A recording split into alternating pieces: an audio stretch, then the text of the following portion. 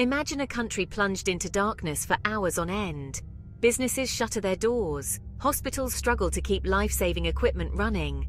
This is the reality of load shedding in South Africa, a country grappling with a crippling energy crisis. Load shedding, the deliberate shutdown of electricity to specific areas, has become a chillingly familiar experience for South Africans.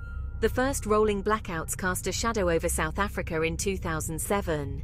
Since then, load shedding has escalated from an inconvenience to a full-blown crisis.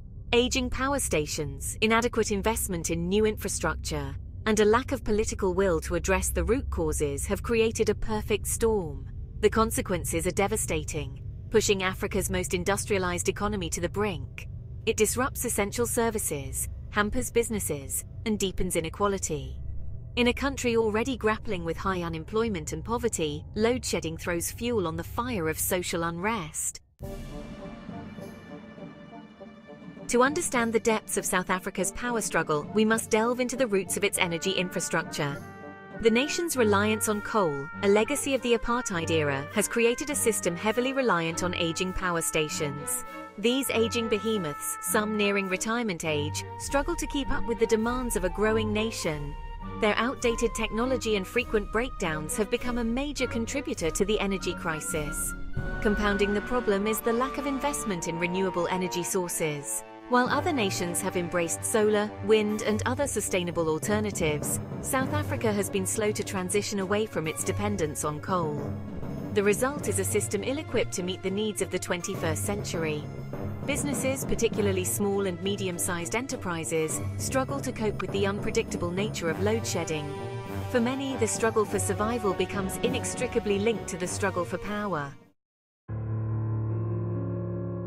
As load shedding tightens its grip, whispers of a more sinister force at play have begun to circulate. Some point to the existence of a load shedding cartel, a shadowy network of individuals and corporations profiting from the crisis. Allegations of corruption, sabotage, and deliberate manipulation of the energy supply have fueled public anger and distrust. While evidence of a coordinated cartel remains elusive, the perception of foul play is deeply rooted in the minds of many South Africans. They see the frequent breakdowns, the lack of transparency from authorities, and the exorbitant profits reaped by private energy providers as evidence of a system rigged against them.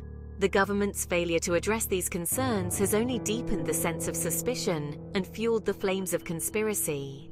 Until these underlying issues are addressed, the whispers of conspiracy will continue to cast a dark shadow over the nation's energy future.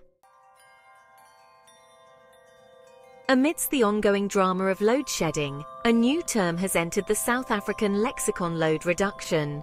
Unlike load shedding, which targets specific areas for rolling blackouts, load reduction focuses on reducing electricity consumption across the board. This is primarily achieved by targeting areas with high instances of illegal connections and electricity theft. Proponents argue that it is a necessary measure to alleviate the strain on the national grid and reduce the need for widespread load shedding. However, critics view load reduction with skepticism, questioning its true motives and long-term effectiveness. Load reduction represents a shift in strategy, but whether it signifies a genuine commitment to addressing the root causes of the energy crisis remains to be seen. While presented as a solution, load reduction has sparked heated debate, with many questioning its true intentions. Critics argue that it disproportionately targets already disadvantaged communities, further entrenching inequality. They point to the fact that load reduction often coincides with power outages in townships and informal settlements, areas plagued by poverty and lacking access to basic services. This perception of injustice is exacerbated by the government's lack of transparency and accountability in implementing load reduction. The criteria used to select targeted areas remain unclear, fueling suspicions of discriminatory practices and political maneuvering. While it may offer temporary relief, it fails to address the underlying infrastructural deficiencies and the urgent need for a sustainable energy transition. Instead of addressing the root causes of the energy crisis, critics argue that load reduction serves as a convenient scapegoat, allowing the government to shift blame and responsibility onto marginalized communities. The consequences of South Africa's energy crisis are far-reaching.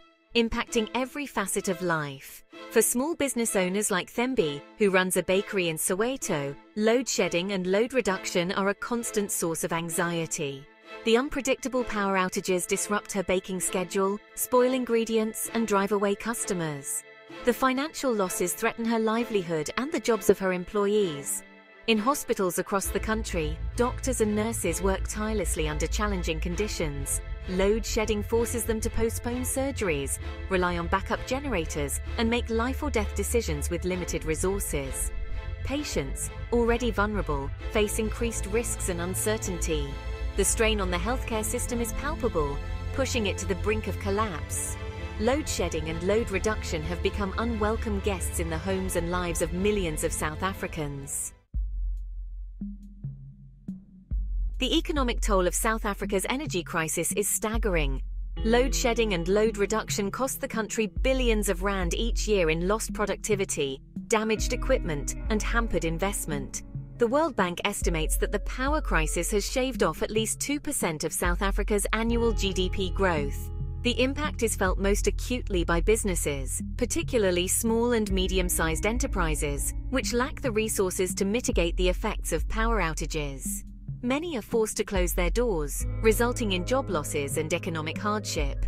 The lack of reliable electricity also discourages foreign investment, hindering South Africa's ability to compete in the global marketplace. Until a sustainable solution is found, the nation's economic engine will continue to sputter, jeopardizing the hopes and aspirations of millions. Despite the challenges, a glimmer of hope emerges from the darkness. South Africa possesses abundant renewable energy resources, solar, wind, and hydroelectric power, that remain largely untapped. Harnessing these resources could provide a sustainable solution to the energy crisis and create a more equitable and environmentally friendly energy future. A growing movement of activists, entrepreneurs, and communities are pushing for a just energy transition, one that prioritizes renewable energy, energy efficiency, and community ownership. They envision a future where energy is accessible to all, where economic development goes hand in hand with environmental sustainability, and where the lights stay on for good. Realizing this vision requires bold action and a fundamental shift in priorities.